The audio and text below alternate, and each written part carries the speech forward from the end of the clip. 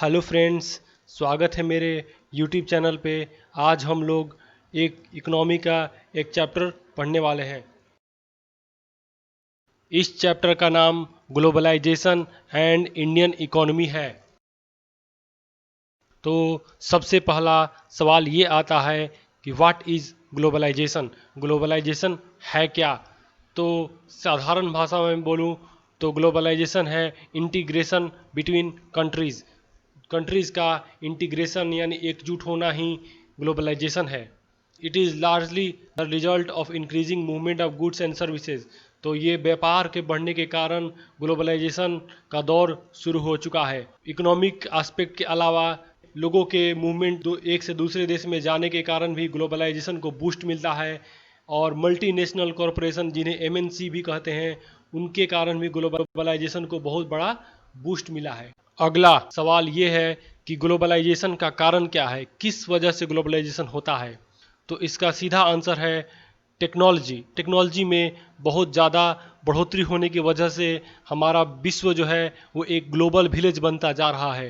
Technology जैसे कि transportation, internet और आईटी, इसकी वजह से ग्लोबलाइजेशन का दौर स्टार्ट हुआ है। Liberalisation of foreign trade and foreign investment policy, जो उदारीकरण का दौर है वो भी एक वजह है ग्लोबलाइजेशन का। और रोल है डब्ल्यूटीओ और कुछ ऐसे इंटरनेशनल अलायंसेज जैसे कि आसियान हो गया, यूएसएमसी हो गया जिसे पहले नाफ्टा के नाम से जानते थे, और यूरोपियन यूनियन हो गया।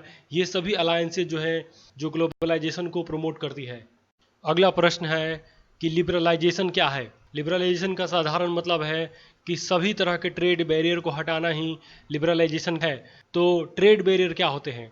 ट्रेड बैरियर एक तरह का इंपोर्ट टैरिफ होता है जो गवर्नमेंट लगाती हैं ताकि वहाँ के उद्योग और धंधों को बचाया जा सके, उनके वहाँ के किसानों को बचाया जा सके, ताकि उन्हें इंटरनेशनल कंपटीशन फेस ना करना पड़े।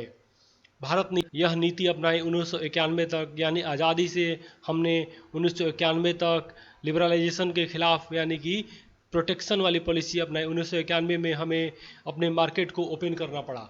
अगला प्रश्न है कि एमएनसी क्या है। एमएनसी जिसका फुल फॉर्म मल्टीनेशनल कॉरपोरेशन होता है, ऐसी कंपनी होती है जो एक से अधिक देशों में प्रोडक्शन को कंट्रोल करती है और एक से अधिक देशों में या नहीं पूरे विश्व में अपने प्रोडक्ट बेचती है। जैसे एग्जांपल के लिए चीन जो है वहाँ पे सस्ते दर पे चीज़ें बन जाती हैं और भारत के पास स्किल्ड इंजीनियर हैं जो कि बहुत फ़ायदेमंद होते हैं एमएनसीज़ के लिए। एमएनसी अपना फ़ायदा देखती है और वैसे जगह से वहाँ अपना प्रोडक्शन शिफ्ट कर लेती है जहाँ पे कम से कम उनका खर्चा होता है ताकि उनका प्रॉफिट ज़्यादा से ज़्यादा हो सके।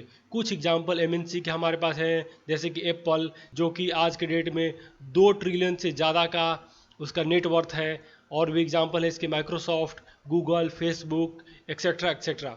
अगला टॉपिक है impacts of globalisation in India, मतलब ग्लोबलाइजेशन का भारत पे क्या प्रभाव पड़ा है। तो यहाँ पे कुछ प्रोज और कॉन्स भी हैं। प्रोज मतलब फ़ायदा, कॉन्स मतलब नुकसान। तो फ़ायदा ये हुआ है कि कंज्यूमर्स के पास ज़्यादा ग्रेटर चॉइस है, यानी कि उनका जीवन स्तर बेहतर हुआ है।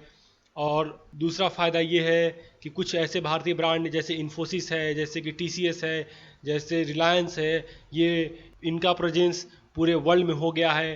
तो एक तरह से भारतीयों के लिए फ़ायदेमंद हुआ है। और भारत में आईटी यानी इंफॉर्मेशन टेक्नोलॉजी का बूम हो गया है जो कि ग्लोबलाइजेशन का एक बहुत बड़ा एडवांटेज इंडिया के लिए है।